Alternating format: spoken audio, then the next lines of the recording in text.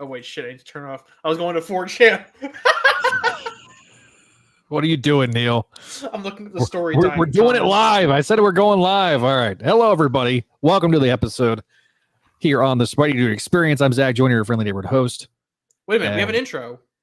Yeah, I forgot to re-download it. So unless you've got it for the intro, you can pull the intro up. Of course I have it. All right. Now we're really getting started. Gotta find it first. Okay, I might have deleted it off my drive. Damn it. Oh wait, here it is. No, let's just wing it. All right, we'll just wing it. Hello, everybody. Welcome to another episode of the Spideydude Experience. I'm Zach Joyner, your friendly neighborhood webmaster and host of the program. Before we get started, we always got to thank our patrons over at patreon.com/Spideydude Network. Patrons such as Allison, Cindy, Ed, Georgia, Greg, Janelle, Jessica, Jurgen, Catherine, Gail, Laura Howard, Lump Moose, Master Drama, Phoenician, Scott, Vanessa, Vicky, Winnipeg, Webhead. Thank you guys for your support as sensational tier patrons. These guys are $5 and up patrons, and they get mentioned at the top of each episode. We also have other tiers like Spectacular patron Sarah and VIP Scott McGraw, Sebastian Bankman. Thank you guys for your support over on patreon.com/Spideydude Network. If you want to check out our other fine shows on the program, you can check out our other show, the one talking about Spectacular Spider-Man with Greg Weisman, as well as our interview with James D. Mateus, if you've not already checked those out. And we'll talk about our other fine programs, but I do want to mention here at the top one program in particular, Voices from the Eyrie, a Gargoyles podcast, a show all about the Gargoyles animated series that has Greg Weisman, the writer of tonight's episode, featured pretty prominently. So with that out of the way, we're going to be making some references to live visual aids and or live comments. Pay that out in mind if you're an audio listener. If you're a video listener, thanks for joining us, and thanks for watching us here on YouTube. Give us that like, that share, and that subscribe. Hello, everybody. I'm Zach Joyner, your friendly neighborhood webmaster of Spideydude.com, and we have a special guest who's going to make a brief cameo here at the beginning of the episode that I was not expecting at the very beginning of the episode. But hello to Paul. Oh, hello, Paul. Your toes. I didn't want to tell you when I was coming on, just to kind of keep it interesting.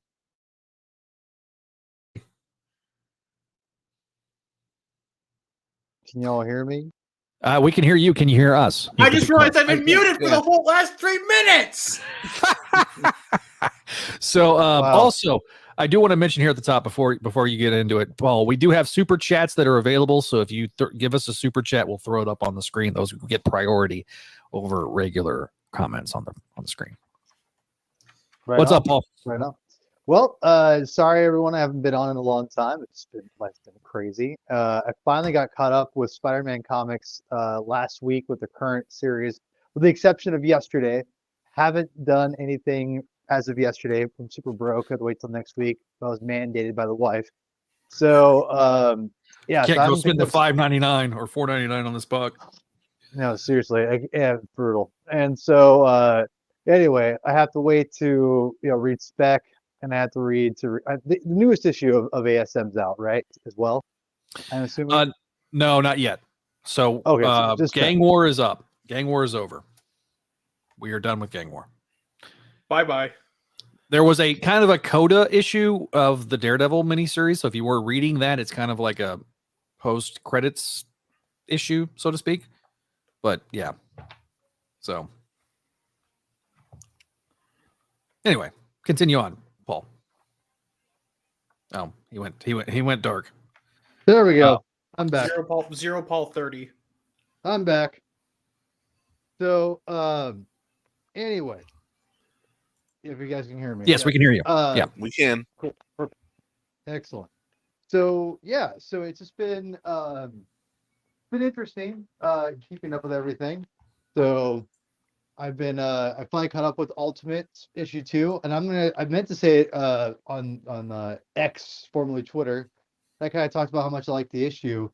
I think Ultimate issue 2 is actually better than issue 1, to be quite honest. Really interesting.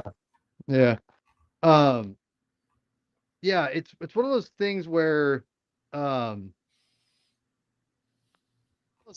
just feel like the first issue is a lot of explanations, Mhm. and this issue felt like just a lot more fluid, a lot more getting like kind of taking advantage of the family aspect of Peter Parker, which I really liked. And it was kind of cool to see that in a practical sense. And like, you know me, I'm pro marriage completely, and it was really cool to see Peter kind of be a dad and a superhero at the same time, and how he would handle that. I thought Hickman handled that pretty beautifully, to be quite honest. I don't know, it just really captures, like I said this on my post, it really captures the soul of what makes Spider-Man tick. It's not, one for one like Ultimate Spider-Man with Bendis, where it's like a retelling in a modern day. It really is a different kind of aspect of Peter Parker. I like it taking it from the adult side opposed to the kid side, but from that.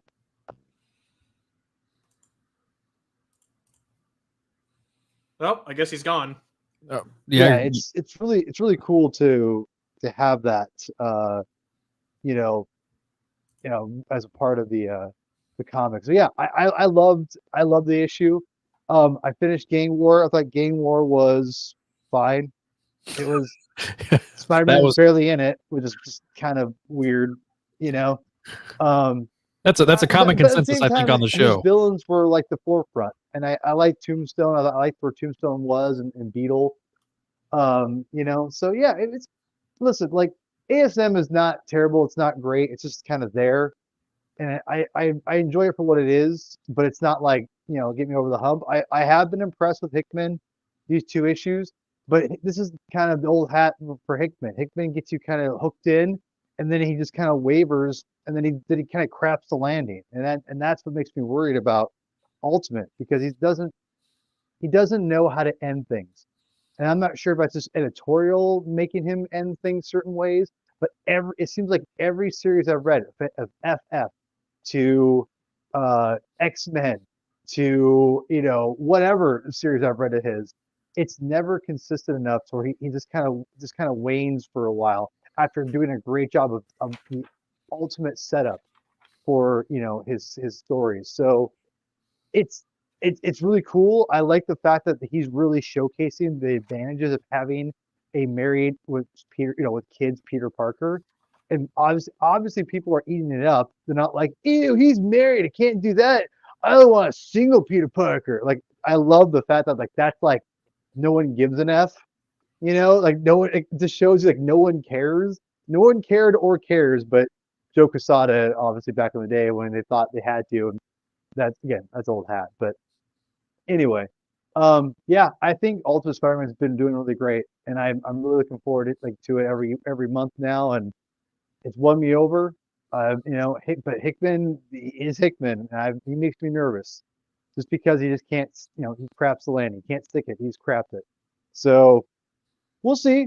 We'll see what happens. But yeah, I think I'm very intrigued to see how this goes, because if this series goes well, I think it's like I said.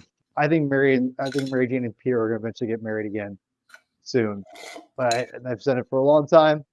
But it feels like, especially with the Sony films, eventually going to get that way eventually.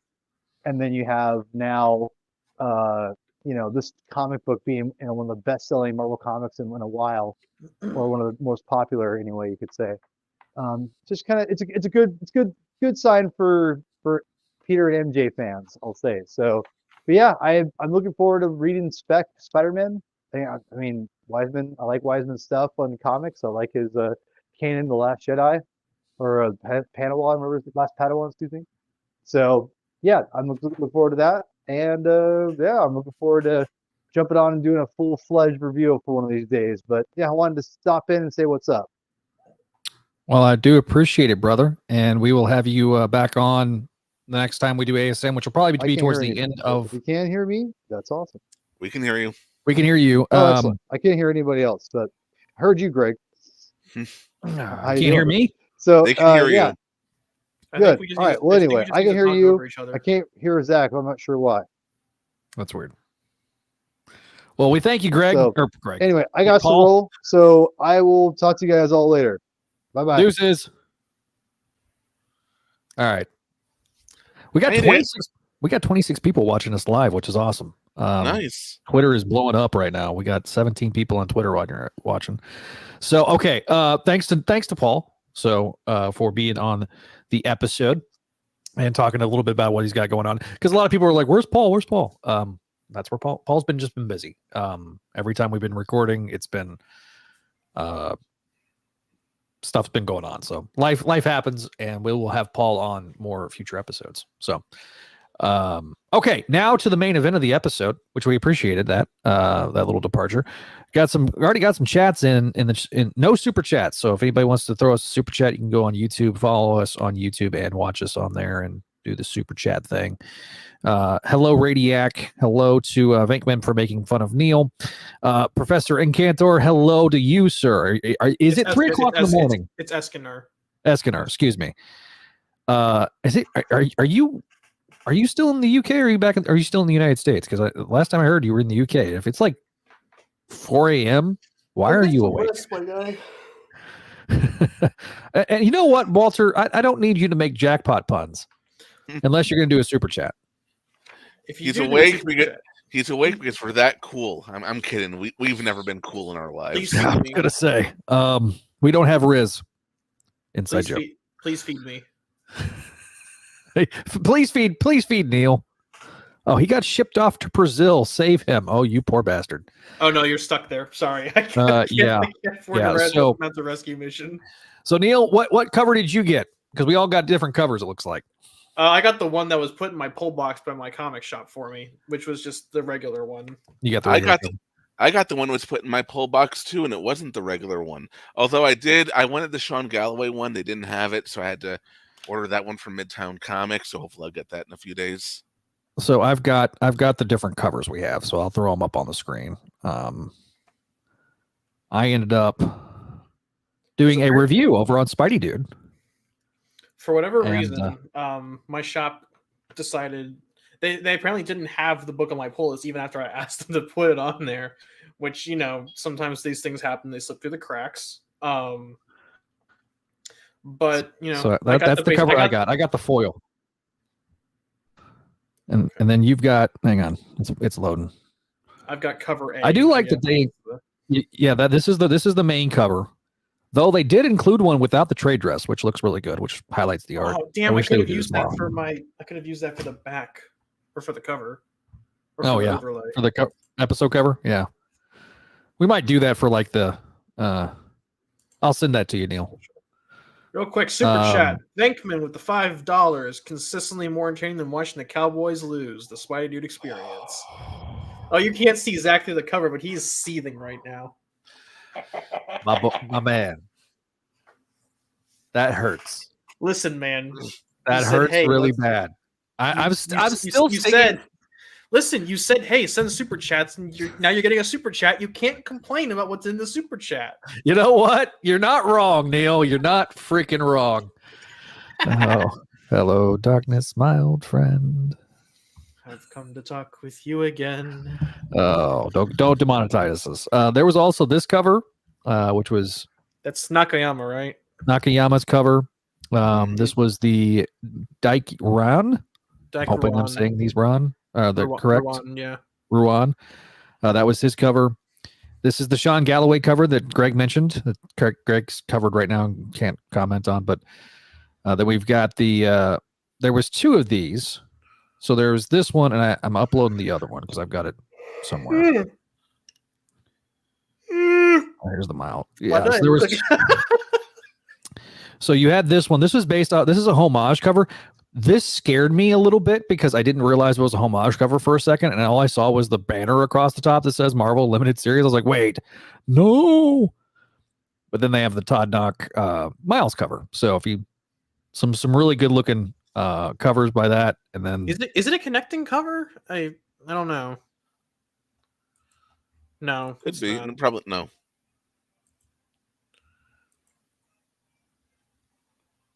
Did Zach die? He's been staring down at his microphone for the last 5 seconds. I see movement. Zach, are you awake? Hang on, Zach, are you bleeding? He's never going to let that down, ever. What? I'm never gonna what? You're never gonna live that down. You were like staring like down at your. I think you froze, but you. And I asked if you were bleeding. You son of a bitch! You bastard. Okay, so I got to explain that joke now. No, Greg. It's funnier without the explanation. No, because there's people that don't know this joke. Tell you what, explain it if we get a super chat asking for it. If you want me to explain it, send a super chat, and we will. I will give you a detailed explanation. Only one. Yeah, just one. We just need one. I don't need like 15 super chats. That'd be kind of funny though. We split that if we get that. We split that if we get it. Okay. That's fair. Let's see. So Ryan says that his son Tyler thought it was a comic book cover to the Spider-Man 2 game. Oh, I mean, which one? That's the question. Yes. I get the idea. I get the sense that, like, okay, I wasn't sure to ask this during the Weisman interview, and I don't think I did, but I should have asked if, like, they decided to synergize with the release of the game. It would not shock me if they did. I think there was above its head. Yeah, I mean that was so. As I mentioned on my review, this is a book that is overdue. This needed to exist a lot by like 8 years. Yeah, I agree. The two of them swinging together. The just. I'm assuming it's the main cover. Are we covered? I assume we got a lot of them swinging together, like this one and that one and then the main cover. So. Sean Galloway, Ruan, and then Ramos. And Radiac says that he's been loving Galloway's Saturday morning cartoon covers. Those have actually been pretty good. I haven't been getting them just because I just get whatever my shop puts in my pull box or my pull list. And then he says maybe a happy coincidence because the assistant editor's comment mentioned that the Spidey office was looking to do this title for a while. Yeah, and I think they were if they're going to do it, they were going to do it right. They were going to bring in a guy that Caden McGahee. McGahee? I don't know. It's my turn to flub names now. Anyway, super chat. Vinkman asked, please explain, even though he thinks he knows. Okay, $2 super chat from Vinkman. Okay, Vinkman. So let me take you back to the. Okay, I'm gonna do I made a marker so that way I can eventually do the timestamps. So let me take you back to the way back era of Clone Saga Chronicles, and I was in the middle of recording. Do we want to put some music on for this, or I could. We could put some music. Please on. do. Hang on. Let me. While Neil is looking for the music, so this is back in the day when we were not doing things on YouTube. We were obviously not live streaming, and so we're doing a episode on Skype, and I had broken a glass earlier in the day. And this is what Adam comes in on, by the way. Fun, Adam. It's story time with Zach. And so I had broken a glass and I had swept it up, except I apparently had not swept everything up. So I sit down and I'm barefoot in my kitchen doing the episode of Clone Saga Chronicles. And it comes, Josh is doing the recap. And he finishes the recap. And he goes to me, because obviously I'm the freaking host. And all I say is, hang on, guys. I'm bleeding. And then I just went away from Mike to go, like, put my foot under some water and get wrap it with some gauze and a bandage. Because I cut the bottom of my foot. And it was... it was like a little cut that became like, I look down and I see this pool of blood in my floor. And I'm like, hang on, I'm bleeding. And so, ever since then, the Clone Saga Chronicles boys, which includes good old Greg Bishansky,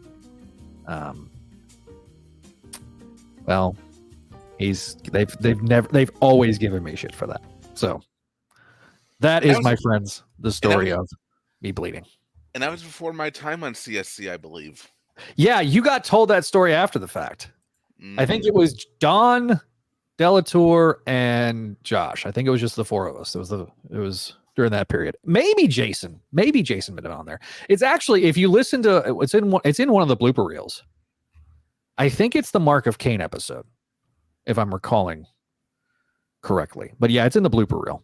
So sometimes it got drowned out by the theme. Sometimes, but yeah, it's in a blooper reel on an episode of CSC. Blooper reels are fun. We keep talking about doing one for Voices from the Eyrie, but most of that would consist of us talking to Jonathan Frakes at the Jiffy Lube. Dude, having been the only one outside of the Voices trio that has heard heard the story of Frakes talking about it, it's hysterical. Also, Twitter gang showing up in force. Dude, this is crazy. Hello to Twitter. Good grief. Probably one to You know what? That is top shelf right there. Good job, Walter. He actually went through with it. The absolute mad lad. Don't listen. If there's anybody that will beat a dead horse of a joke to death, it is in fact Walter Bonham. Well, no, but like earlier in the thing, he was. Oh, like, I know. He. I'm just, okay. So you know the whole empty threat thing. Like I'm gonna super chat and bring up Jackpot. He actually went through with it. You absolute mad lad of a man. All Ryan, right. I hate that you got to leave, but we'll see you on the next live stream, buddy. Farewell. And if you are on Twitter, thank you. Thank you. I don't know how you comment on Twitter. How do you find us? It's probably a bunch of bots. Listen, Linda, I'm fine with it if it gets us more exposure. Voices from the Eyrie did retweet this. I don't know who's behind that account, but and look, this is obviously for fans of Voices from the Eyrie. This is obviously the episode that you want to listen to because it's going to be us talking about this. Your boy Greg Weisman. It's definitely Greg's boy. It's friend of the show, Greg Weisman. Yeah, I mean, we can consider him friend of the show. Hopefully, he hasn't disowned us yet with talk about bleeding feet. Yeah. And okay, you're good. He's put up with me for almost 30 years now. You're good. You know, I mean, it is a testament that he has that he didn't disown you after your infamous car wreck incident with Greg that marginally involved Greg Weisman. If you want to hear that, listen to our spectacular radio episode on competition, the interview episode. That's right. Yep. Because there. Yeah, Greg had to explain because there's actually an in joke on that on Spectacular Spider-Man. So okay, so 25 minutes into the podcast, let's talk about Spectacular Spider-Man. The reason we're all here. Yeah. All right. So let's. Adam, which cover did you get? Yeah. What cover did you get, or did you get it digitally? Digitally. Oh, okay. So he got all this the covers. So yeah, he got the. Oh yeah, because the PDF or not the PDF, the PDF, whatever file type they use on Kindle comes with all the covers, right? Yes. Okay. Yeah. That's what I saw. I do like that not cover though. Not cover. Both of them are great. What's the Amazon file type? The KND. I don't even. We're not going to even try to figure that one out.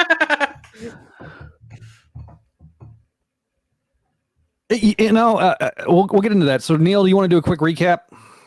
Yeah. Okay. So, Spectacular Spider-Men. This is not a cartoon. Number 1. Regulars written by Greg Weisman. I'm sorry. I'm muting you. Second. You muted yourself, bro. Yeah. No. Go mute yourself. The mod powers have failed you. That's just me being stupid.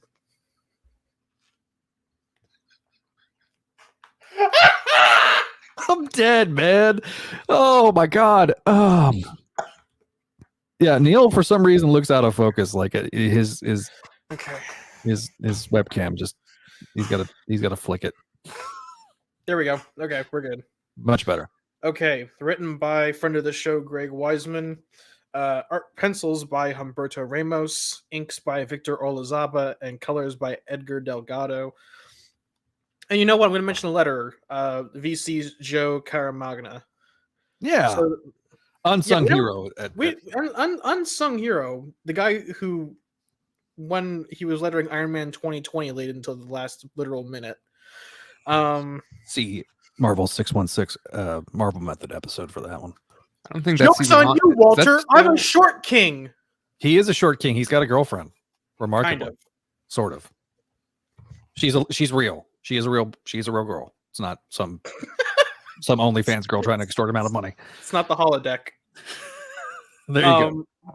So the book begins in media res. Literally, it says in media res in the caption, as Peter and Miles are fighting what I can only assume is the ultimate goblin version of the Jackal. The book cuts back to a flashback where Peter is saying, "Hey, Miles, we're friends. We should get together and, be friends like editorial keeps telling us we should be." How about every Wednesday at 4 p.m. at this place called the Coffee Bean, where I used to hang out with my friends before one of them died by the hands of the Green Goblin.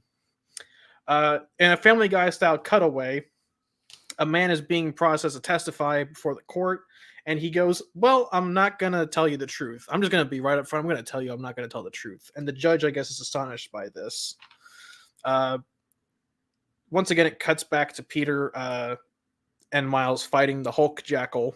And then it cuts back again. This is going to be a recurring theme throughout this recap, by the way, guys. To Peter and Miles at the Coffee Bean on ESU's campus. Peter's kind of trying to get Miles into the zone of, being a regular customer and thinking of applying to ESU. And Greg Weisman's character, Shashan Nguyen, or I guess it's not his character, but I guess one of his favorites. It's one of his favorites, according to the episode that we covered here on the Spideydude Experience. If you have not watched it, go watch it now. And speaking of small world syndrome, Miles's previously unknown friend Cedric from Brooklyn. Yeah, Miles is from Brooklyn. Yeah, comes in and says, "Hey, I come to ESU." And Miles goes, "Oh yeah, I'm definitely going to apply here, my friend."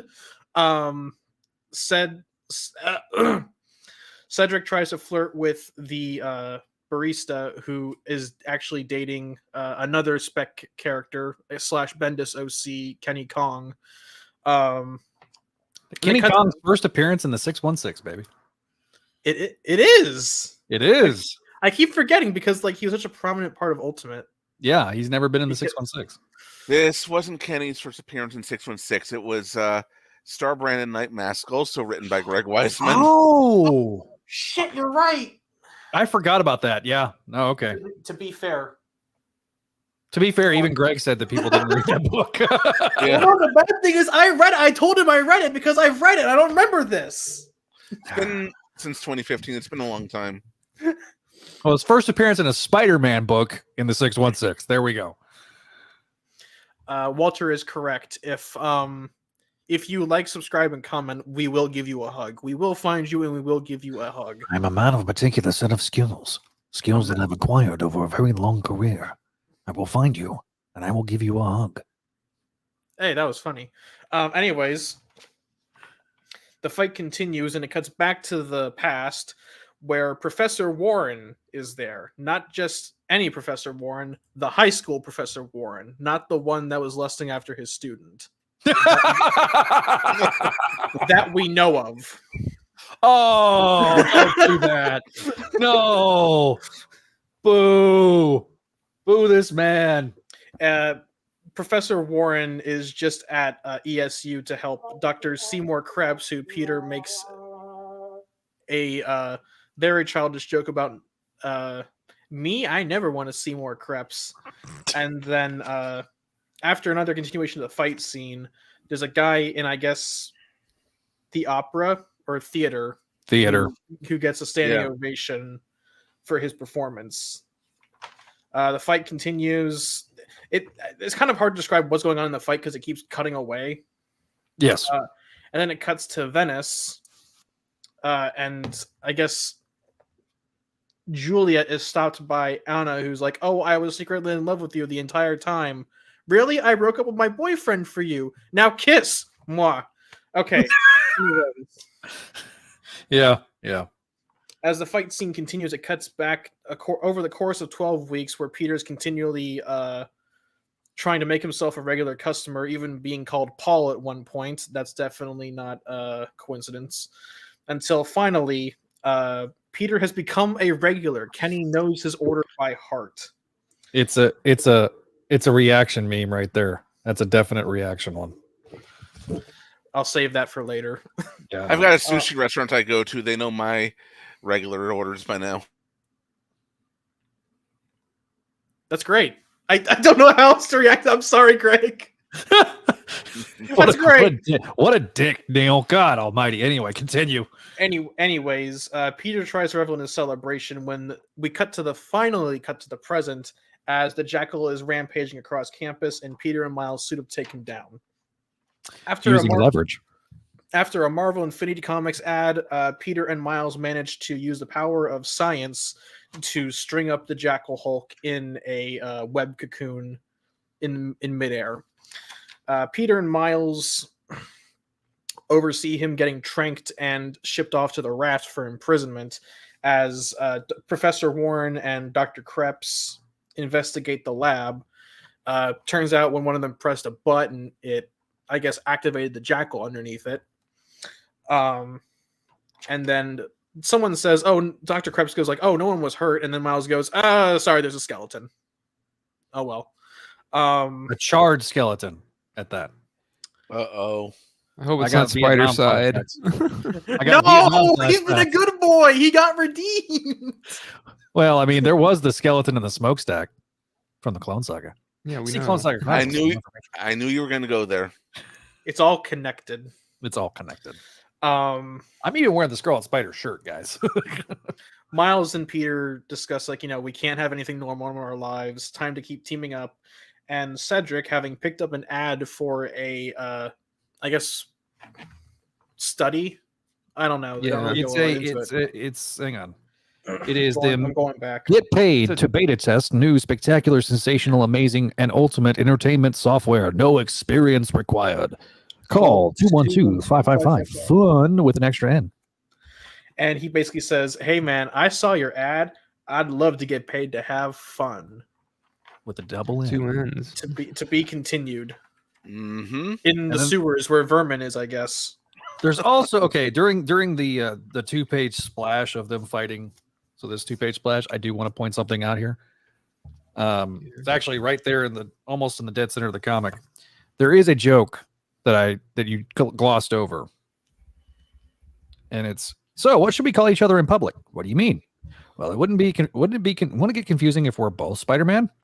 I could call you Brooklyn. Oh yeah, and I can call you Manhattan. And then Peter goes, no, I was raised in Queens.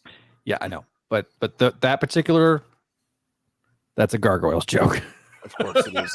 And he caught it and I didn't. And enough. Greg didn't catch it. All right, Jesus Christ. Okay, Twitter. What's happening? What is going on, Twitter? Holy balls. 45 people. And we got 11 people on. And go over to YouTube. Send us super chats. Yeah, go to YouTube. Send us super chats. Tell us how we're doing. YouTube.com/Spideydude Radio Network. That was a jackpot of an stop. Damn it. All right. Don't make me block your ass, Walter. All right. Who wants to put their grades up first? Not me. Okay. I'm gonna give it a I'll give it a B plus. There's a lot of seed planting here, and I understand why some of the quote unquote for Family Guy cutaways didn't work for some people as well. Granted, I didn't think of them that way.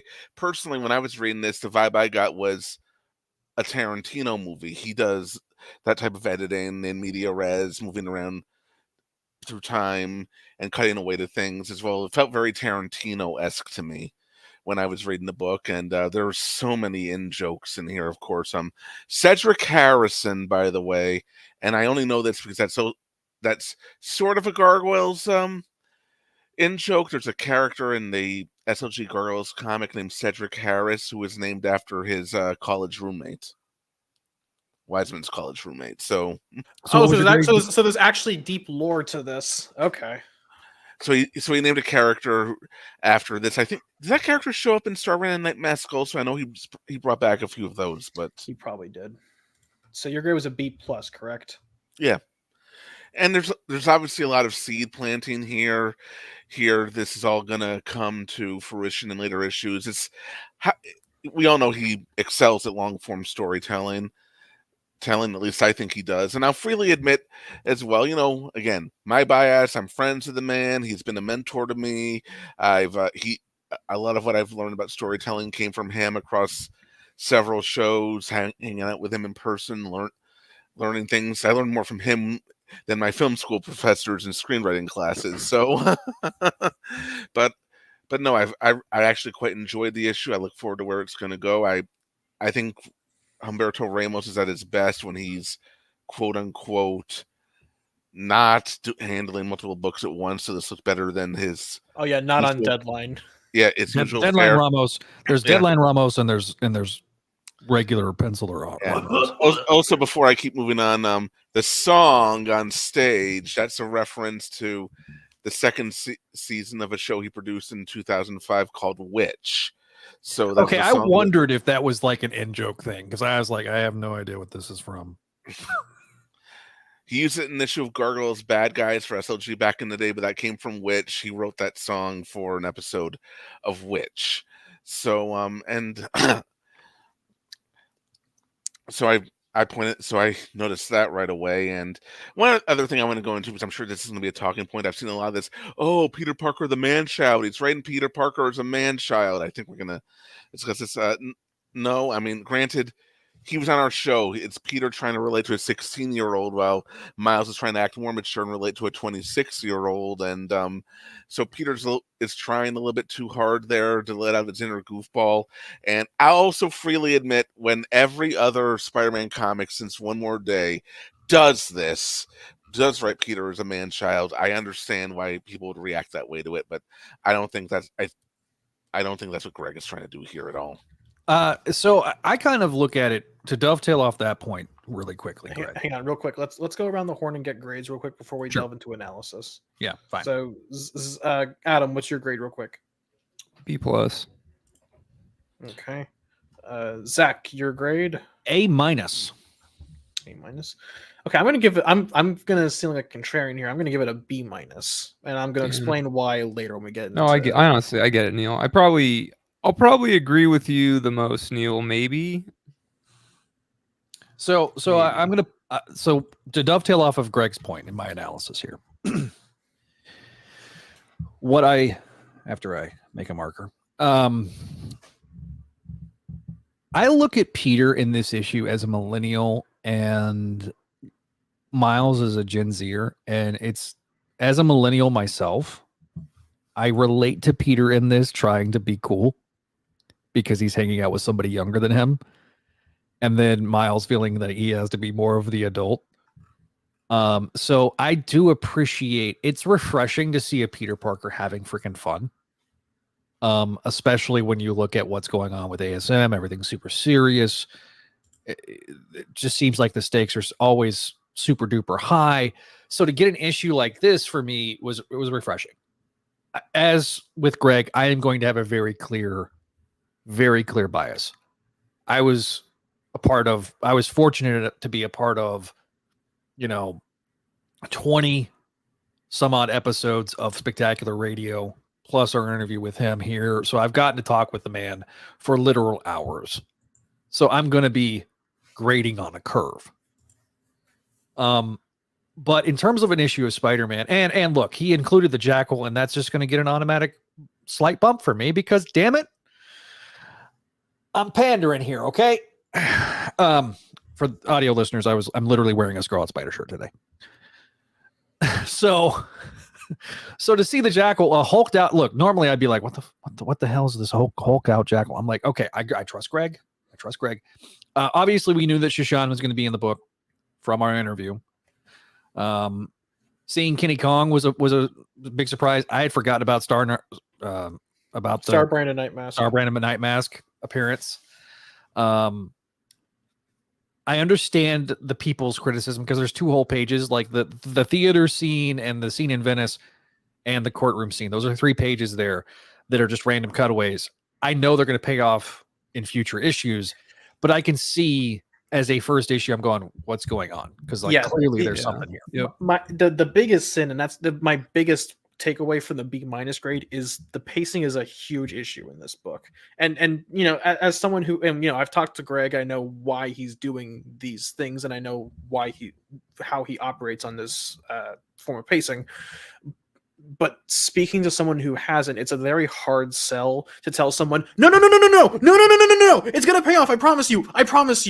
But all they have is like the page completely in context, and it's hard to sway them from that. Look, the cutting back and forth is a choice that I normally wouldn't make, but I'm looking at it, I guess, through the lens differently of it being a TV show as much as a comic. You know, where you have different scenes that are spliced interplay. I think it would have. I'm not gonna lie. I laughed out loud at the bit at the coffee shop where Peter's desperately trying to become a regular, because that to me feels like something a very Peter Parker thing to do. Where, you know what, I used to come here back in the day. The only thing that would have made it even better if there was a reference to Ben Reilly in the daily grind, but I'm not expecting Greg to know that. But just his quest to be a regular and then the juxtaposition of Miles going, I ordered it on the app like a normal person. It's kind of fun. I think people are like saying that, like, Greg kind of addressed it with man-child Peter. I get where y'all are coming from, especially because this isn't PTSD of man-child Peter. We're still getting shelled. So it's not like it's post-traumatic. It's like current traumatic. But, you know, with the context of knowing that like Peter is kind of being a goober to impress Miles, and Miles is being a adult to impress Peter, knowing that it's not as big a sin for me as it might be for someone else. But I think it only really works one way, because Miles is kind of just talking as he usually talks, while Peter is kind of amped up on the gooberness. Yeah, I think I read the preview, and when I read the preview, I was like, I think the voice is off. Now, granted, okay, if the idea is like they're trying to, you know, impress each other with their maturity, or, you know, oh, I'm hip, you know, like that kind of thing. I mean, I guess, but I feel like if you come into this, there isn't really context for that. I mean, you can infer it, but I feel like if you come into it cold, some people aren't gonna. You're like, why the hell is this happening? Yeah, they're not gonna vibe with it, you know.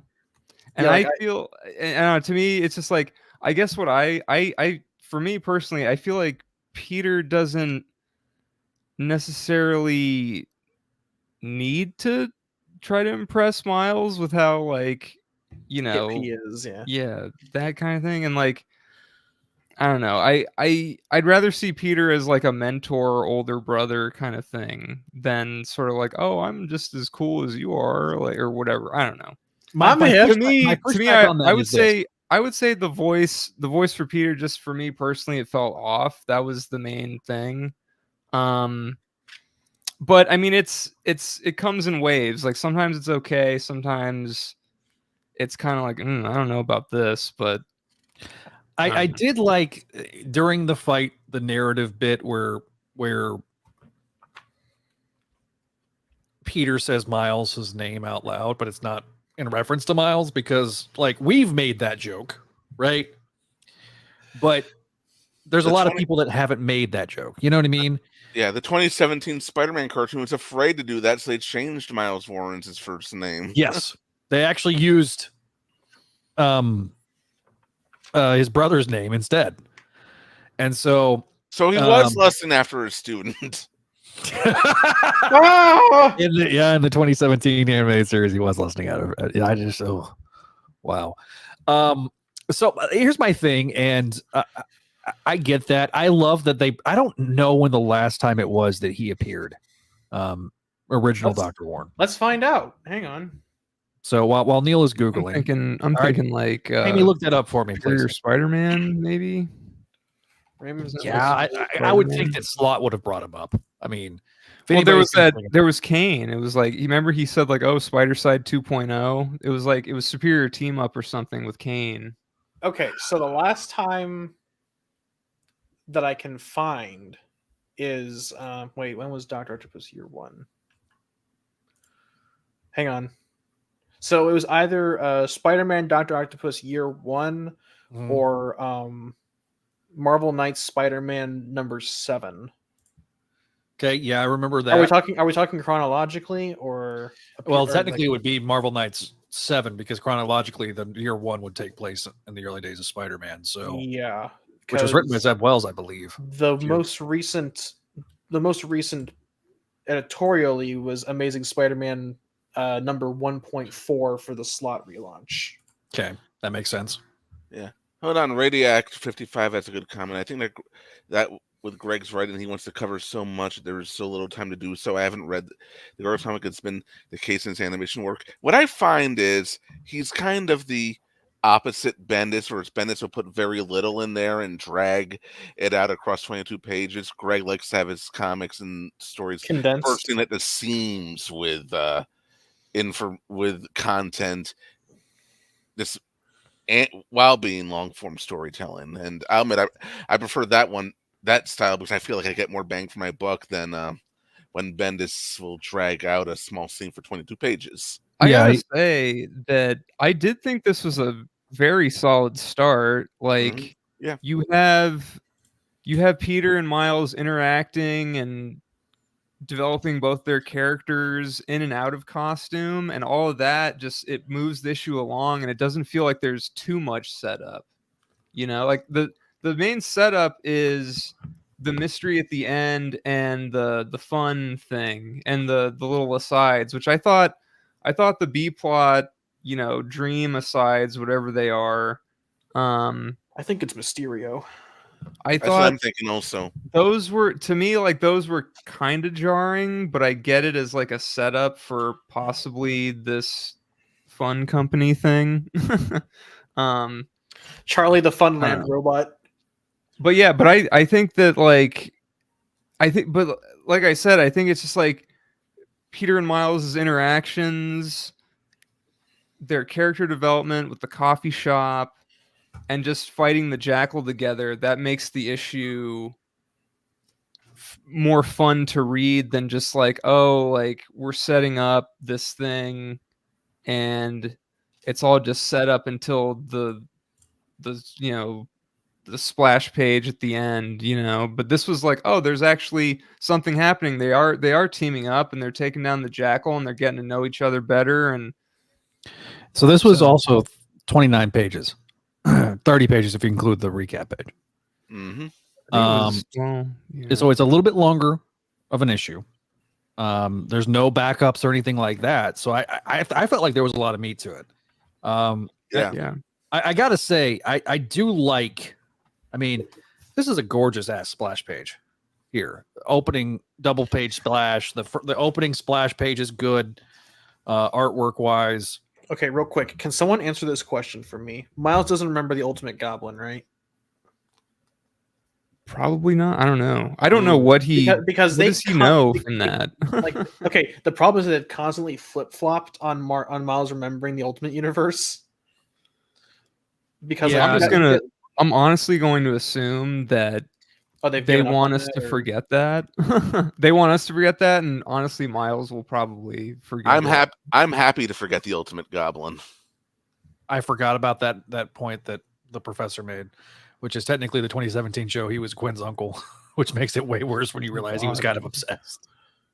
Let's find. Okay, there's a Marvel Spider-Man animated series wiki.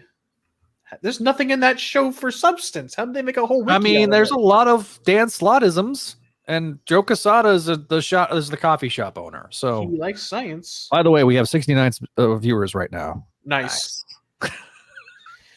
God, we did that in stereo.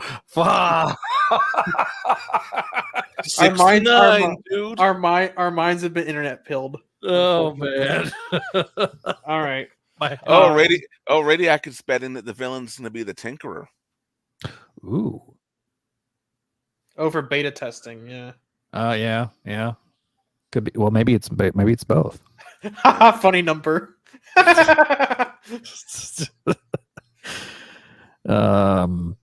There is a lot in that show. Peter tells him what the bullet that killed his uncle was made out of, and he steals Ben's bike. Jesus Christ. Yo. Wow. I can't watch it. All right, we're up to 70. No longer the nice number. Oh, back to 70. No. 69. Never mind. Someone Good grief. saw. Freaking Twitter is popping tonight. Good Lord. Okay, what's in the chat for? Okay, there is no bad word in bio, so that's good.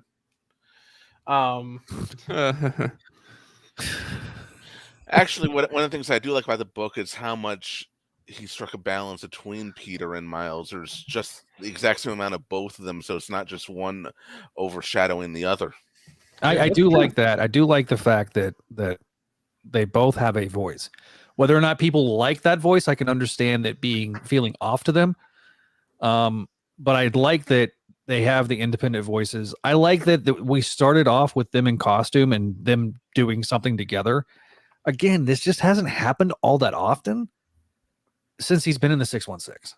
Like, and I gotta say too, like, what's great about this book is that it's Spider-Man and Spider-Man characters, Spider-Man supporting characters, Spider-Man villains. It's just the two heroes, a villain, and that's it, and a bunch of supporting characters. It's Spider-Man through and through. It does feel like a Spider. You know what? That's a great point, Adam, because we have the supporting cast has been shunted off in Amazing Spider-Man for so long that there's essentially no supporting cast other than Randy. And Robbie and Jonas he's a Silk character now. Pretty much. I mean, Jonah barely. I appreciate Greg taking the effort to put together a supporting cast that is for this book, because here's what I like about this book. I can sit there and I can give this book to somebody that is familiar with Ben and Miles. You mean Peter? Yeah, I was looking at my shirt. Clone brain. Ben is not the original Peter Parker, dude. That was established in Revelations Part 4. But I can give this to somebody that's familiar with Peter and Miles. And honestly, I can give it to a kid and it's fairly easy reading. You know, the only thing that's might be controversial to some fundamentalist Christians is the two girls kissing, but well, that's just reality. Two girls kissing. What am I going to do? It's 2024. I know. I'm just, but honestly, like, other than like, honestly, and that's not even a problem for me. I'm not making that a problem. I'm just saying. I know you're not. Don't go on 4chan. Yeah, don't troll me on the Twitters. Since we got so many freaking people watching on Twitter. But my point is that I can give this book to a kid that loves Peter and Miles, and it's easy. It's an easy read. It's self-contained. The way the characters are introduced is done in such a way that look at Walter's comments. Oh no, I'm enjoying them. Every time Neil yaws, God almighty. And see if you hit the jackpot. You just completely derailed my thought, bro. Damn it. Anyway, so but what I mean is like you can give this book to somebody. I do have a con about the foil cover, by the way, because I did get the foil cover. This is a fingerprint magnet. Well, yeah. I did not. I haven't gotten a foil cover. It looks great though. It looks pretty. Yeah. You mentioned how you can give this to a kid. This comic also succeeds in another area also. The old saying, every comic is somebody's first. I don't know how true that's been in recent years. It's true for this. This will be someone's first comic. Sure. Yeah. Yeah, and then I was about to bring that point up. Thank you for being part of my hive mind there, Bishansky. Because, it's like, because I also bought because I love supporting Tom and Ron, friend of the shows. I bought the ASM Famicile of 252, and it's got the original ads, and it's like picking up that book with, other than the barcode and the Marvel thing at the top and the $4.99 price tag. Oh boy. Like it's like picking up that comic from 1984. I could give this comic to somebody. Shout out to one of the comic shops in town did a post. They were like, oh, this kid comes in and makes some funny jokes sometimes. And he got something, but that was his first comic is 252, the facsimile. So there you go.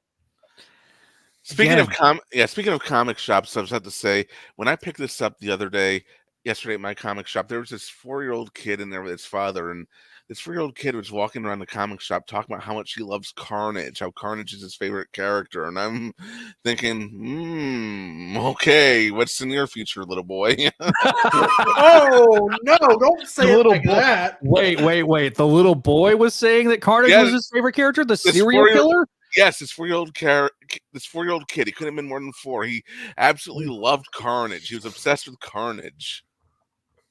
Cletus Cassidy. I just have to play the sad trombone for that one. They saw him on the funny cartoon with the science. I'm actually wondering if his dad showed him Let There Be Carnage or whatever the hell that thing was called.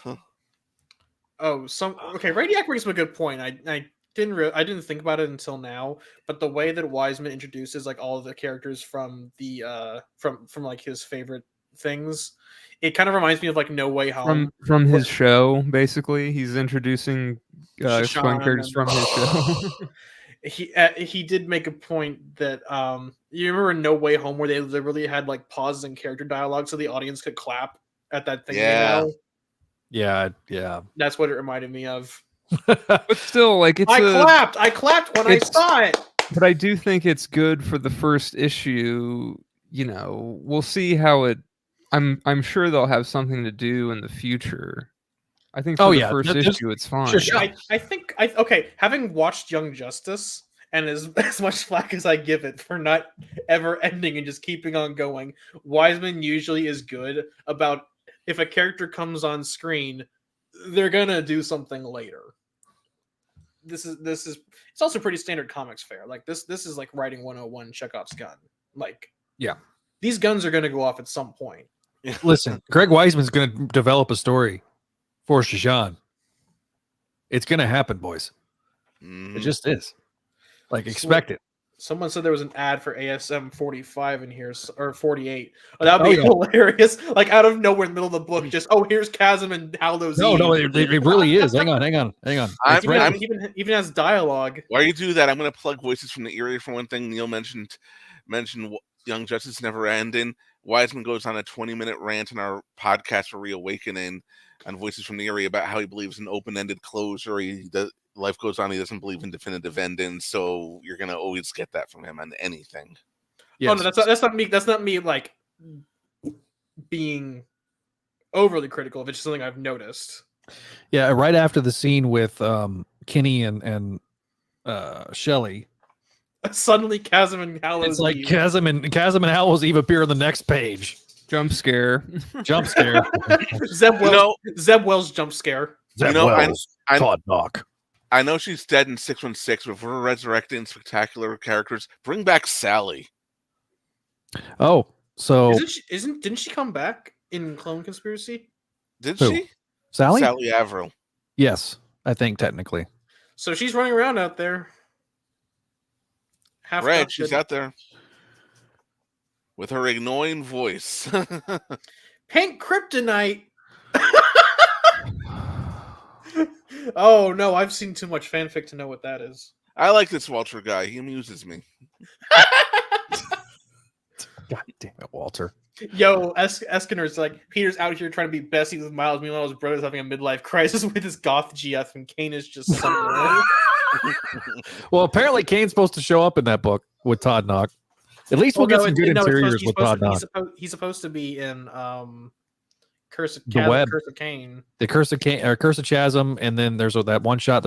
I think he's also supposed to be in the Web of Spider-Man book as well. Yeah, he is, because that's supposed to be a lead into that book. Yes. Which I think Chasm. Are they still doing that? Yes. Oh yeah, no. Did you not see the ad in the book there, Greg, or did you just completely skip over it? He's right there. He's right here, right there. I may have read the digital version first and then picked up my physical copy. Oh yeah. Oh, we kind of both did that. We both did that. Listen, I picked up 2 copies. I did my part. Me too. I'm waiting for my Galloway cover to show up. I don't know if you saw this, but Greg's catching the yawns. I know, and then I made a yawn bit, and then he goes, "Yawn jackpot, folks." I also I should also mention the same. Neil Tourette's, man, what the? I also picked up last week's issue because it had the 97 cover. Here, I'll blow myself up. Not literally, but it had it's got the old school trade dress with the Steve Scaros Spider-Man in the corner from 97. Marvel, bring back the old school dress. I love it. Yo, we actually had a whole conversation in the private group chat about like the X-Men books are doing that right now with the cover boxes. Yes. Why aren't the other books doing that? Bring back cover boxes. They should at least, like I said, in that, like they should do what they did in the 90s, like right before the Scros box, where it was like, you know, the Spidey head and like the X symbol and like the Daredevil. Oh, you're talking about during the Clone Saga, yeah. Yeah, like during the Clone Saga, and that's kind of like what DC was doing recently. I don't know if they're still doing it. I think they might be, where they just have like the Batman symbol and the Nightwing symbol and the Superman symbol and etc. etc. On the I remember during Nightfall, like they had the bat, you know, changing colors over time because it was like supposed to be an eclipse, and I loved that unironically, and so I like the Steve Scaros. I remember there was also Mike Ringo did it, but to me, what it should be, I'll be honest, this is no joke. This is not me joking or anything. I think it should be John Romita. Use that to honor John Romita, or have senior. I thought you were thinking of junior. Yeah, not junior. I'm talking senior. Maybe have one with like a title with Ditko, a title with Romita, and you alternate them. Yes, I think because they used him for the 60th logo, I believe, the swinging one. Yeah. You know, to me, it you know, maybe have a different. Obviously, we're not going to use the 90s Marvel Comics logo, although I unironically love that logo. But like I love the little approved by the, what does it say? The Thwip Code of Authority. I love that. It's also on the Todd Knott cover. Okay, you know? I see the ad now. Greg just now sees the ad. So the professor makes a good point that Kane just abandoned supporting cast. We didn't have to pay for Heresy's college fund. No, we don't accept. Actually, you know, I know exactly what happened because you're talking to the clone expert, buddy. Okay, so how should we torture Superman this time? Can we just kill him, Ben? Simple and to the point. I like it. My reaction to this is the Lindsay Ellis, thanks, I hate it. Yeah. Oh, poor Lindsay. So here we go again. So here's what happened with Kane and Araceli to answer the comment. Story time with Zach once again. So Kane, Araceli, they're together on the New Warriors. During Spider-Verse, when was it Kratos? Deimos comes in and beats the crap out of all of them, and Kane beats the living hell out of them, and that's the last time we see Araceli in a Spider-Man related comic. Yeah, because after that, the last time she showed was in Champions number 6, which was in 2019. Yeah, we got Neva J. Just read it. Nice intro, lighthearted. My only gripe is Miles does not talk like a teenager, but otherwise I enjoyed it. That's the point. That was the point. But I think if that's going over people's heads, maybe it's not. Yeah, it's not. Maybe landing. the point isn't made. Well, I agree with that. I agree with that because we got 3 people from the comic bench watching. So hello, I don't know which one is Hello, which. friends. Hello, friends. I do Hello, have one. friends from Comic Book. I do have one question for Zach. Zach would know. I do not recall it, but have we ever had the two Warren brothers on the same page, in the same panel, whatever, at the same time? I'm going to do some research then. 1 sec. I know we did an episode Spectacular when they were at Norman Osborn's dinner table, but in the comics, have we? I Does it believe count if it's an untold tale? I believe it was Untold Tales. I also believe there was, I think it was in Untold Tales. I don't know if there was interaction between the two, because again, we didn't see Midtown High Warren. No, don't taunt me like that. I want Kane to get back together with his kid. The reason why I'm actually wondering, are we finally going to get the two Warren brothers together when Miles is the Jackal? Is the Shard skeleton a clone of Miles Warren? Could be. I think it's a red herring. It always is. I mean, that would fit, considering that's ultimately what happened with the original skeleton in the smokestack. He does like a JoJo stand, and like it's a doppelganger or something. Yeah, Norman just had to put in there. Because that's one of my favorite bits of Clone Saga history. Literally, Kurt Busiek, who's just writing Untold Tales, says, "Hey, what if we throw a skeleton in the smokestack?" And they're like, "Oh, that's a great idea." And then they didn't do shit with it. And then somebody had to figure out how to solve that mystery. And they just finally threw it in an issue of Spider-Man Unlimited, which was notable because it was the last time Stephen Butler drew interiors in a Spider-Man comic, and it was only like 3 pages. It's weird. So that's a weird comic. I do enjoy this. We could give out your whole address, and we're trying to figure out nicknames for each other, and they're getting weirdly specific. I honestly like the idea of them calling each other Brooklyn and Queens. I think that's actually I like it too. I do. I also laughed because I don't know if you were on there for this.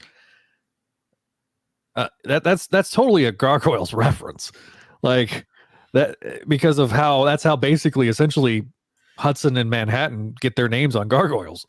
Hearing this discussion reminds me a lot of like people who are like on the internet going like, "Is this a JoJo reference?" Hudson, Brooklyn, Lexington, Broadway, Bronx. All of them except Goliath. Gargoyles reference. Yeah, in a Weisman book. It's a reference in a Weisman book. Who'd have thought? Oh, shocking. Hell, like I said, he put in a witch reference. Yeah, I didn't know the witch reference. So there you go. There's a YouTube short.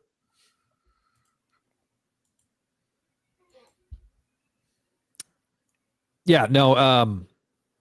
What's up, Evan Star? I think, is she a Patreon subscriber? Yeah, I believe she came to us through Voices from the Eyrie. Hi, Even Star. I know she's a giant Gargoyles fan because I follow her on Twitter. I stalk her. I mean, follow her on Twitter. So.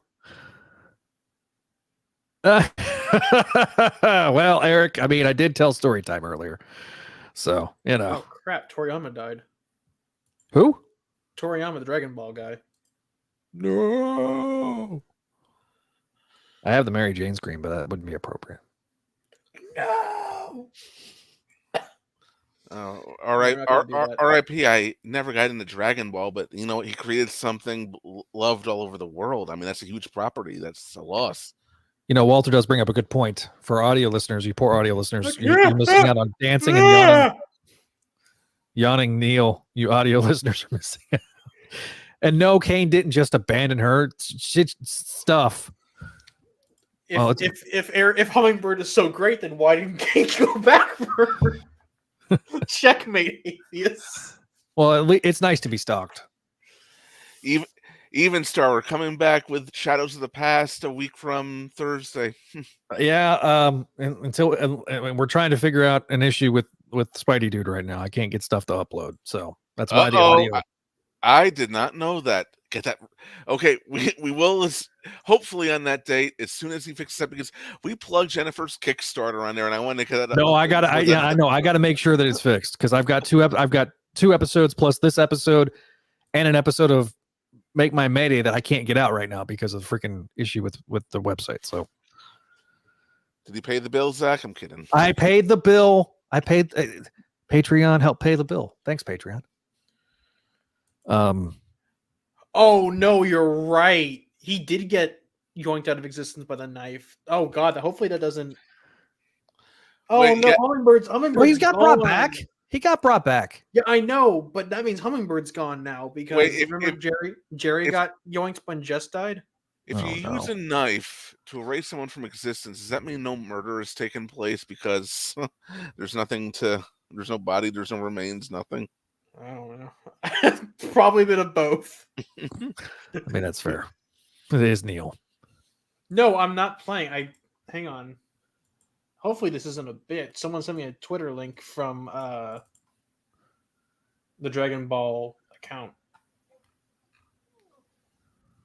Okay, while Neil's doing that, Adam, give me your kind of complete thoughts because you kind of sprinkled it in. That's I mean, really, that's sort of it. I feel like, I don't know, Peter's voice is off to me. The art is great. It's a solid start. There's setup, but it doesn't feel like it's all set up. I don't know, like enough action, enough character dynamics, interaction, development between Peter and Miles to keep it interesting. The B plot stuff is kind of jarring, but we'll see where it goes. It's great to have a Spider-Man book that, like I said, has Spider-Man, 2 of them even, Spider-Man supporting characters, villains, and that's all it is. It's just it's Spider-Man through and through. Yeah, it just feels like a Spider-Man story. Yeah. And you were talking about the voice. I heard Josh Keaton while reading Peter in this. Yeah, I heard that. I heard his voice, and I heard the voice of Miles. I heard in the movie, whoever I forget his name. The actor that plays him in the movie. That's who I heard. Just again, it's a book that to me is an easy, lighthearted with adult stakes. Don't get me wrong, and I think the dichotomy between the two will be felt more in issue 2 than issue 3, or issue 1 versus issue 2, because let's be real.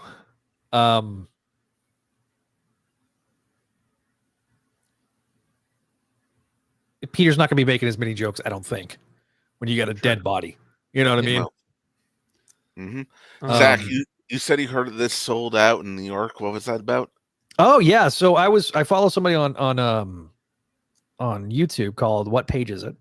She's a cosplayer, but she's also big into comics, and she goes every week on shorts, and she goes through into New York and buys comics, and I was like, so no Spectacular Spider-Man, just kind of being cheeky. She's like, it was sold out, so that's a good sign. Both the 2 comic shops here in Baytown both had multiple copies, and one had more of all the variant covers, the other had several of the variant covers, but not all of them. Both I hadn't been to the one of them ever. It was my first time going in there. Super nice dude. He was excited about it. The general vibe that I've talked to in both talking to him was that people that are Spider-Man fans are excited about it, and hopefully it sells out. So, and hopefully it keeps doing well. Maybe at some point, if this keeps doing well, give him Amazing. Oh, dude, I would die. But that'd be interesting. It would be an interesting. It'd definitely be an interesting take. Yeah. So I think we need, because that's a fresh voice. You know, someone who hasn't. Well, now he's written the character in comic books, but the high profile title, that'd be interesting. Yeah, on the crawl space, they were making the case that this is those guys. This is application for the main title. I don't know. I don't think so. I mean, would I be surprised? Because that's generally what's happened over the last several years with Amazing. A TV writer gets the reins of the book after a strange reboot. I mean, he started in symmetry. comics. His first professional experience was writing with Captain Atom over at DC in the 80s. It would be very interesting to see how Greg would take the book in his direction. I wonder how the scheduling would work, because I know Greg's not going to want to not do Gargoyles. And it'd be like you're doing 4 books. And hopefully he doesn't get a TV gig, because that's what funny enough, I was just reading, speaking of TV people, I was just reading the end of the Jerry Conway run on Web and Spectacular. Spider-Man, not Men. And that's actually what happened. He got a showrunner gig on television, and he had to drop his writing assignments at Marvel as a result. And as a result, that was how J.M.D. Mateus got brought in as the writer of Spectacular Spider-Man. It all comes back to the circle. And listen, I would love to see Greg Weisman. It'd be interesting. It would be interesting to see him dictating the flow of Spider-Man. Like, I remember Slott discussing that he enjoys writing satellite titles more than he enjoys writing ASM, because he's not the one dictating the flow for everybody else. It'd definitely be interesting to really see where Weisman would go as far as his direction for everybody else to follow tempo with. The only drawback would be, I imagine, you're also more at the mercy of editorial and the marketing department than you would be for the other books, because I know we like to give some of the writers crap for this happened or that happened, but I guarantee you that book is under more of a microscope than any other book at Marvel. That's why that's part of why Zdarsky didn't want to take over ASM. Yeah, I mean, the microscope, it would be a massive one. And while we never got any official confirmation, I can see it all over the last quarter of the Nick Spencer run. Right. Oh, absolutely. Yeah. I mean, we've talked about that ad nauseum. Evan Starr says her comic shop was praising this comic and pushing it as a great read, and characters blend very well together. She enjoyed it, but Weisman wrote it, so of course she enjoyed it. And Waylon enjoyed it as well, as you can hear him whining in the background. So what everyone's posting about is I posted a link to the confirm that Toriyama had passed away. So that is big sad. R.I.P. Rest in R.I.P. peace. F in the chat. F in the chat. All 65 of you, can we get some Fs in the chat? F in the chat. Well, most of them are on Twitter. There's a chat function on Twitter, so hang on. I'm gonna. All right, we're getting some actual Fs. So yeah, I knew we were going to get some Fs in the chat. Our YouTube audience was going to put the Fs in the chat. Yeah. So far, the consensus seems to be needs some ironing out, but a solid start, and people are looking forward to where it's going to go. I agree. The fact that the lowest grade it got on this episode is B-, I think is a testament to the quality of the book. The fact that we've, granted, we took 20 minutes talking about other stuff, but why do we put Fs in the chat? Okay, so I think it was Advanced Warfare, the Call of Duty game. In order to pay respects to your fallen comrade, you press F, and your character touches the character's coffin to pay respects. So there you go. And now you know. And knowing is half the battle. G.I. Joe. I need to clip that. I need to clip that. Yeah, I think Neil and I are both pork chop sandwiches stuff right now. So, chat. Don't throw him the stick. Don't throw him the stick. All right, let us know your thoughts overall on the issue in the chat. We'll throw it up. Radiac does make a good comment about the Zdarsky comment is very telling. He didn't feel the same when going over Batman as before getting that into that long form. He stated in interviews that he was only looking for shorter projects. So he said he never. Navia says he's never had time for games, hasn't for 20 years. Neil says EU COD reference. I didn't make the F. I just went along with the F. So for those of you watching us on Twitter, let us know by leaving us a comment in the thread of us watching on Twitter. Thank you. 80 viewers. Jesus Christ. Thank you all. Yeah, this is we got a couple people from Comic Binge. Hello, Comic Binge viewers. Hello to you guys. Let us know how you're doing in the chat. We have one on Twitch. We have our one is the loneliest number on Twitch, but we have our one viewer on Twitch. Thank you, Twitch viewer. So the shoe's fine.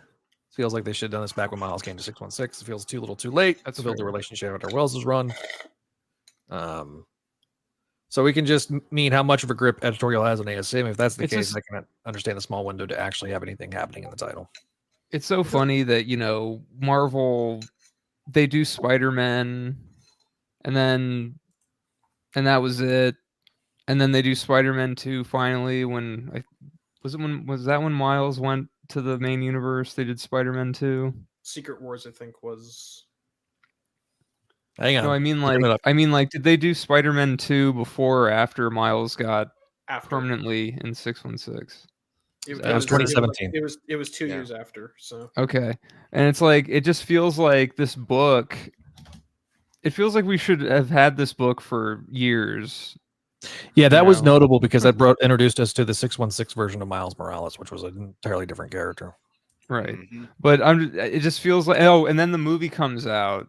Into the Spider-Verse comes out almost 6 years ago, and it's like, why don't you do that book, in 2019, right after the movie comes out? This book, I should say. Like, what are you doing, guys? Come on. Listen, it's given our friend Greg some work, and I'm always going to be down for that. Sure. Yeah, that's more of a behind-the-scenes editorial thing and less of a thing about this book itself specifically. To answer your question legitimately, Walter, because he goes, one question, is it better than Jackpot? Jackpot allegations. Jesus. Let me be clear. I'm not befuddled by the existence of this book. I was befuddled, however, by the existence of Jackpot. So yes. Let me be clear. I was befuddled by the existence of Jackpot. I am not befuddled by the existence of this book. Are you trying to do Obama? Yeah. Let me be clear. What was that? Well, that was Rick Sanchez. That's not Rick Sanchez. What? The fact is, we're gonna get canceled. We're gonna get canceled. No, Zach. Stop. I could do another impression. No, I'm going out of focus. Help. You know what? Do Barack's predecessor, not his successor. I do believe that man and fish. You talking about my favorite one? Man and fish can't coexist. You talking about my favorite predecessor? Oh no, the guy who came after that. I can't do Bush because my Bush just sounds like my thick Texas accent, and it just doesn't work. I haven't been able to nail it. I got it. Hang on. I do believe that man and fish can coexist. Oh God. Now watch this drive. I know they're not the same thing. I know they're not from the same speech. Good grief. Strategery. Strategery. Okay, yeah, Radiac's right. No, Adam, you have to understand we have high priority titles to run, like Hallows Eve. Okay, Red Goblin is actually good. Red Goblin's unironically a good title. Don't discount that. And Hallows Eve. Oh, okay, Hallows Eve is actually a good title too. I think Erica Schultz is talented. Also a friend of the show. Been on. We did a crossover with the Salby Sima Spectacular Spider-Man podcast. Erica Schultz did a really good job. She also recently did the in Gang War. She did the Elektra Daredevil miniseries, and I thought it was a really good, solid miniseries. Good God, we continue to get more people. Where are you people coming from? I don't know. Hi, Twitter. But Red Goblin being good. Don't you love when that happens? That book, oh, this is going to suck, and then it turns out to be good. How is Gold Goblin? I never read that, but I've heard it was okay. Okay. Do you like Christopher Cantwell as a writer? Yes, I like this Doom comic quite a bit. Okay, then you'll like Gold Goblin. Cool. That's kind of all I can say without like. Oh, that old joke. Thank you, Venkman. Venkman, Osborne first. If you're gonna do that, it better be a super chat. If you're, No. Don't bully him into doing a super chat. Don't bully him into a super chat. We're just joking. I got to see that much eggplants. That's for all the bad impressions he was punishing us. I know. It's funny that Miles and Peter are getting a duo book instead of to build their relationship, only for Peter not to be in the new Spider-Verse. Wait, is there another Spider-Verse event happening? No, it's just he was talking about how Peter B. Parker wasn't in much of the most recent Spider-Verse. He'll be in more of the next one, whenever that comes out. Oh, that's for all the bad impressions. Okay. All right. I hesitated to ask what he was trying to tell us with those. I thought the Liam Neeson one was a good one. That's one of my better ones, damn it. Okay.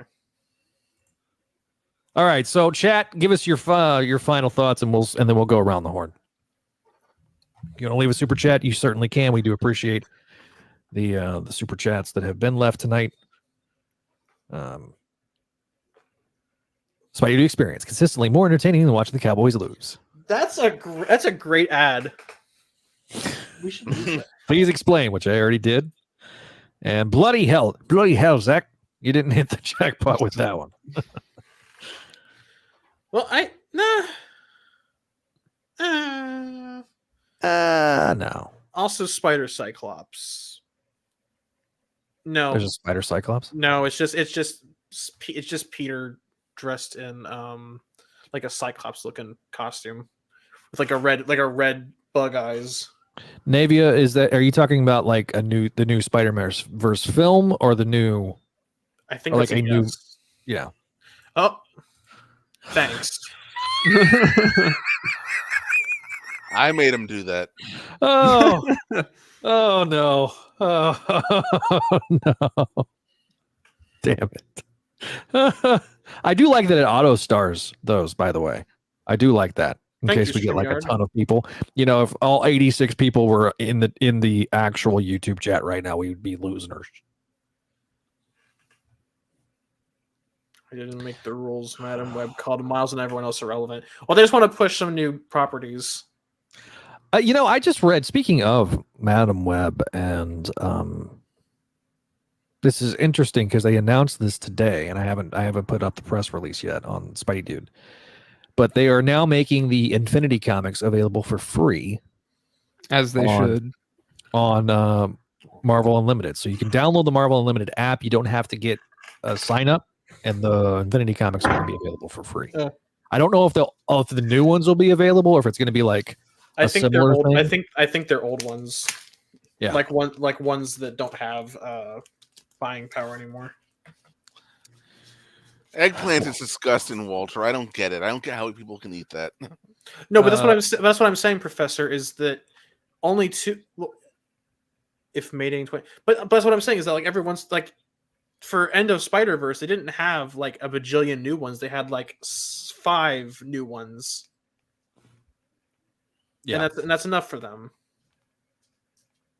Any comic art featuring Spider-Verse stuff, it tends to be hollow, and honestly, he was done with it years ago. Animated movies were awesome, but he would like future stories to get back to the streets. Yeah, that's fair. That's fair. Well, that problem they're having where they're trying to figure out whether they want Spider-Verse, where they want Spider-Man 4 to be a multiverse or a street level film, that's concerning to me. But that's another video. Yeah, I mean.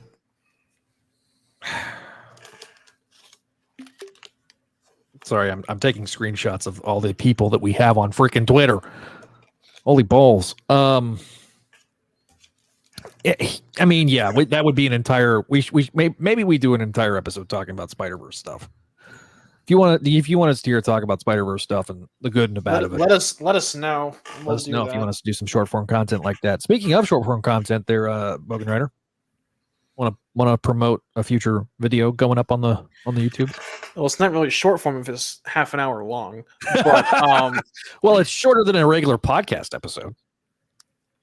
Yeah, so it's going to be a 30-minute video where Zach and I rank all of the all the costumes in the first Spider-Man game from Insomniac. So we rank everything from the advanced suit all the way to the Spider Common Rider suit.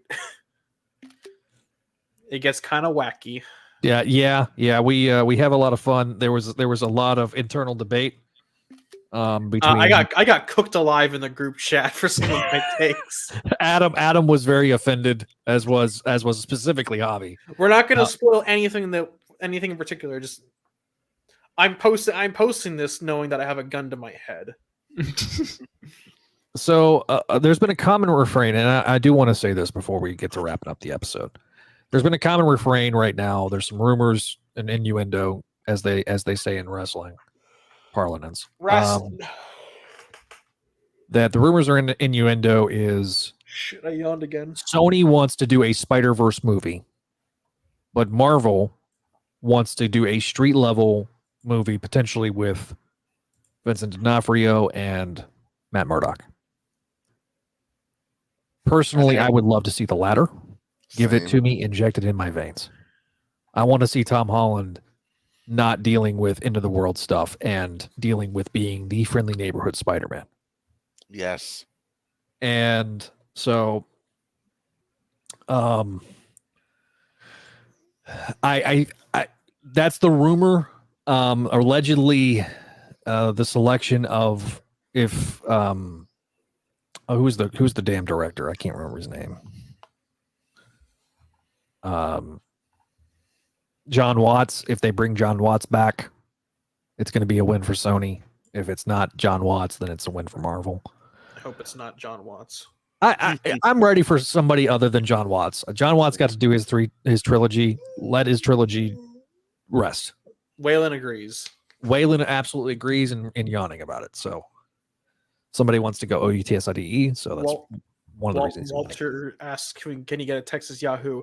Yahoo! Okay, that's all you get. There will be jackpot next episode of the regular show. Yes, we will be. The preview came out today. So here's the Hang on real quick. Can we let Greg plug his stuff real quick? I was about to let Greg plug his stuff. You just do your thing first.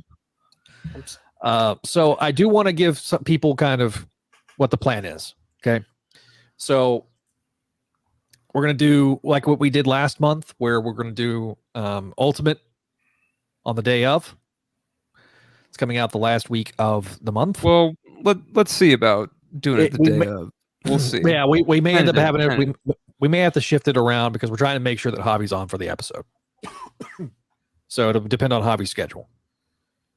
But the next regular episode of SDE, Talking Amazing Spider-Man, will be covering Jackpot, the two-parter that's going to be coming out. So at least Mary Jane's making appearances. So we'll see what happens. In between then, we've got a new episode of what, Greg? Voices from the Eyrie is coming out soon. We're going to be coming back with Shadows of the Past, the first episode of the World Tour era. Our guest for that one is, in addition to Greg Weisman, we have Mallory Reeves on the show. She's an acclaimed author. She wrote with Neil Gaiman, and she's the daughter of Michael Reeves and Bryn Chandler, who are both writers and story editors on the show. She's a fun person to chat with. And I'd like to plug Convergence Convention in Minneapolis, 4th of July weekend, where they're doing a big 30th anniversary Gargoyles thing. There's going to be a spectacular Spider-Man panel, Young Justice, and Jennifer and I are doing a live podcast of Voices from the Eyrie there. And there's going to be a spectacular Spider-Men panel, my understanding as well. So going to be talking about specifically this book. So I don't know if Greg's going to do other conventions. I'm sure he's going to maybe doing San Diego, but yeah, so he'll be talking about this book. More information as it comes. We will talk about it as we come through. I am working on some t-shirts, so stay tuned for that. To help with some offsetting of costs on those trips. So stay tuned for that. Okay. Adam, you got anything you want to plug? You want to talk about? We've got Comic Binge next week's going to be the Dark Knight. It's Chris Clow talking about Dark Knight. We've got in the month of is it the month of April we're doing it, Adam? Yeah, we're doing that beginning of April. Yeah, beginning of April, we're going to do A Child Within. The Child Within. We're going to talk about that on an episode of Comic Bench. So Great story. Yeah, really underrated story. Obviously, we talked with good friend of the show now, JMD Mateus. Also, whenever they do announce the multiverse, he's requested to come back on to help promote that. So we're gonna do that for him. Oh yeah, and talk about the multiverse. Remember when Spideydude was a little website that could? Now look at it. I know, right? Yeah. I know. So we've got almost 600 subscribers. Our views are off the charts lately. It's been an 2024 has already surpassed the previous 3 years before it, and we're not even a third of the way through. So just getting started. We're just getting started. Neil, you're muted, buddy. Yeah, I know. We've got Books of X coming soon. Yeah, it's on the Patreon already. Episode 5, which covers all the issue 2s of Dawn of X Volume 2. Yep. Next month will be number 3s. So if you're not already subbed to Patreon and you're looking forward to some good old Krakoan dialogue, especially because we just got the announcement yesterday that the Krakoan era is ending definitively. Now's a good time to sub for the Patreon for $5 for the audio edition and kind of get some retrospective on how we got to this point. Yep. The also another perk for the $5 and up patrons is the video version of Voices from the Eyrie Gargoyles podcast. So and the MTV commentaries. We're looking to add more stuff. Right now, the audio editions of the most recent episodes of SDE are up on the Patreon right now. So I can't get them on the website for some reason, which is really annoying. So patreon.com. So I have not figured out how we're going to do the memberships yet here on YouTube. Tonight was the first night we were able to do super chats. So that is a thing. I do want to promote on Saturday, as of this recording, gonna be doing another episode of Make My Mayday. We're gonna be covering, speaking of that very story that graced Kane out of existence, we're gonna talk about the Spider-Girl side of things and the 892 or 982 Peter, kind of discuss that and kind of go into the history of all five panels. But we're going to talk about that. We're going to cover a lot of that on Make My Mayday. We are hurtling ever so close to the end of the recaps, and so we're going to kind of get to that point, and then we're going to kind of reassess and take some time and do some more fan-centric stuff. So the days are drawing near that, Make My Mayday might have to pause for a little bit. But yeah, definitely join us for that. We're going to be doing that, I believe, 7 p.m. Eastern on Saturday is the plan. So Kelly and I get together. We'll talk about it. So let me throw the music on, the old standby. And yeah, so thank you guys for watching. We really do appreciate everybody watching us live here on YouTube. If you're listening to the audio edition, thank you. We want to mention our patrons over at patreon.com/Spideydude Network. Again, Allison, Cindy, Ed, Georgia, Greg. Oh yeah, we already did that. So just, you see them up on the screen. Thank you to our patrons again. We really do appreciate that. To highlight our shows, we mentioned Books of X, the Patreon first show. Voices from the Eyrie Gargoyles Podcast. I am working on getting the audio editions up onto YouTube, so stay tuned for that. We got amazing Spider-Man classics, show all about Spider-Man from the beginning. We have the Slot Symposium, where we talk about, it's a collaboration with the Comic Bench, where we talk about Dan Slott's seminal run on Spider-Man from the beginning. We're going to be covering in the next episode. We'll be covering everything up until ASM 600, so the Slott stories up till 600. Clone Saga Chronicles, we mentioned it a lot. It is the show that started this entire network, going to be celebrating its 15th anniversary this October. We've got something special planned for that. Also, we got the 10th anniversary of Spectacular Radio, which is the show that really made this an entire network, and frequent guest was Greg Weisman, as well as hosted by Greg Bishansky tonight. Zombie Cinema Era Podcast just released another episode of Web of Music, and going to be covering The Child Within very soon with JMD Mateus, talking about that, doing a deep dive with him. Of course, I mentioned to Make Mine Mayday. We really, appreciate everybody watching that. And if you have not already, follow us on our social medias at Spideydude Radio on Twitter. There's a lot of you right now that are watching us on Twitter. At Spideydude Network is the Facebook, Instagram, and Threads. If you're listening to us on the audio edition, Spideydude Radio Network on YouTube, if you want your voice to be heard, you can always leave us a voicemail at 818-925-6631. Email address, if you want to leave us feedback that way, you can always leave us feedback at SpideyDudeRadioNetwork@gmail.com. Once again, we really do appreciate and are super thankful to everybody that is watching us live. If you're listening to us after the fact, we really do appreciate that as well. Leave us a comment down below. Give us that like, that share, that subscribe. Thanks for watching. Thanks for listening, and we'll see you next time here on the Spideydude Radio Network.